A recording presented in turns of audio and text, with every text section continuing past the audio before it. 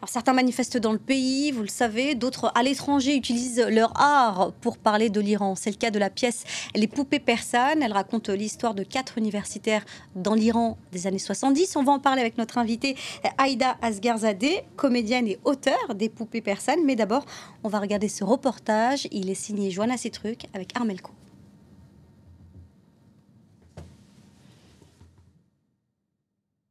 Je veux la liberté, l'abolition de la monarchie, la fin de la dictature. Et qu'est-ce que tu proposes à la place? Un régime laïque? Religieux? Les poupées persanes, c'est l'histoire de 4 étudiants iraniens dont le destin est bouleversé par la révolution islamique de la fin des années 70. Cette histoire, c'est celle d'Aïda Asgharzadeh, ou plutôt celle de ses parents, agrémentée d'une touche de fiction. Quand j'ai compris qu'ils avaient vécu une révolution, que mon père avait été en prison, qu'ils avaient manifesté, qu'ils avaient été recherchés, qu'ils avaient fui. J'ai eu besoin de raconter ça, et aussi je sentais quelque chose comme une forme de honte d'avoir participé quelque part à l'instauration du régime islamique, qui n'était pas du tout leur volonté. Et ça, j'ai aussi eu besoin de justifier un peu leur démarche pour quelque part leur envoyer le miroir de « vous ne vouliez pas ça et on vous en veut pas ». Dans les coulisses, Aïda termine de se préparer car elle est aussi comédienne, aux côtés de 6 autres acteurs, dont Toufan Manoucheri, né à Téhéran. Quand Aïda lui a proposé un rôle dans sa pièce, elle n'a pas hésité une seconde. Ça a tellement résonné, c'est tellement ma propre histoire. Je suis sortie moi-même, j'avais 9 ans, à cheval par la Turquie avec ma maman, alors que mon père avait déjà fui l'Iran. Ma mère a fait de la prison, elle s'est fait torturer. L'histoire de Toufan, des parents d'Aïda et de beaucoup d'autres Iraniens. Pour mieux la comprendre et la raconter, avec une partie de son équipe, le metteur en scène Régis Vallée s'est rendu sur place en Iran. Un voyage de plusieurs centaines de kilomètres pendant près d'1 mois. Ça nous a servi pour rencontrer la culture, rencontrer les gens, rencontrer des étudiants qui étaient à l'université actuellement, d'anciens étudiants qui étaient étudiants dans les années 70. Puis ça sert incroyablement après pour la direction d'acteurs, parce qu'on sait un peu plus de quoi on parle. 21h, la salle est enfin pleine. Le spectacle peut commencer.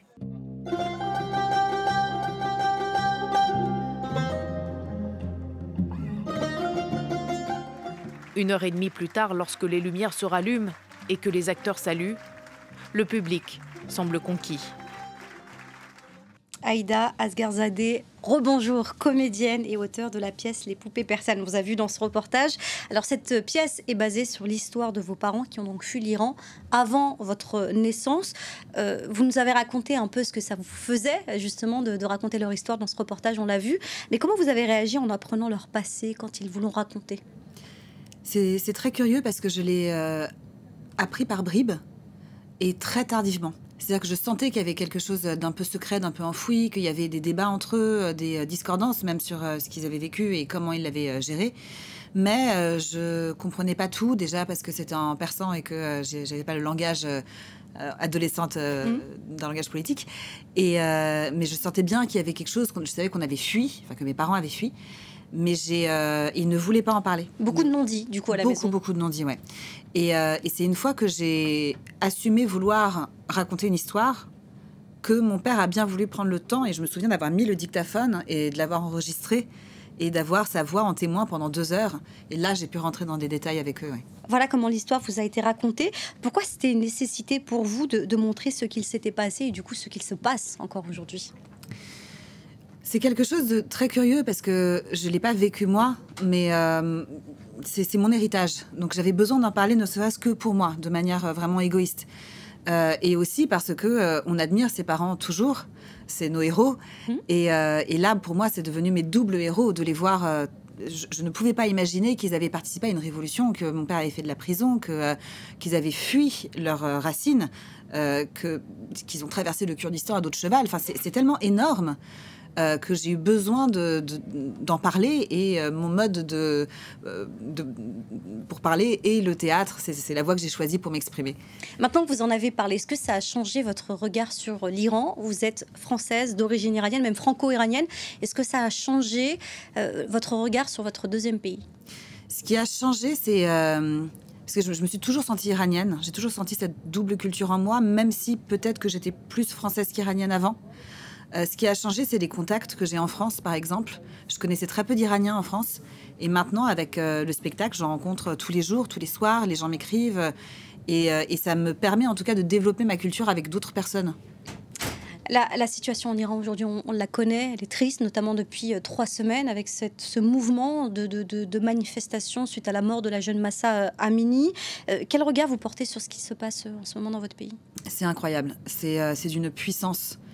Je suis très fière et fascinée par le courage de cette population, de ces femmes, de ces hommes qui prennent la main de ces femmes et qui les encouragent aussi. Et je trouve ça fou, en fait. Pour l'instant, moi, ayant grandi en France, dans un pays libre, sécurisé, de pouvoir imaginer de risquer sa vie pour survivre. Et c'est vraiment de l'ordre de la survie, en fait. Ce n'est plus possible. Ça ne peut plus continuer comme ça. Vos parents, eux, ont justement quitté le pays pour un meilleur avenir, pour offrir à leur enfant un meilleur avenir. Comment votre mère, par exemple, elle réagit à ces images où on voit les femmes manifester courageusement, les cheveux à l'air, alors que c'est interdit dans le pays? Comment votre mère réagit à tout ça? Elle est extrêmement fière. Moi, je pensais qu'elle serait peut-être émue, dévastée, parce que c'est affreux ce qui se passe. Mais en fait, elle est fière. Et je crois que toutes les Iraniennes et Iraniens sont fiers de cette population qui baisse le voile, qui dit « je veux être libre ». Et ça suffit maintenant.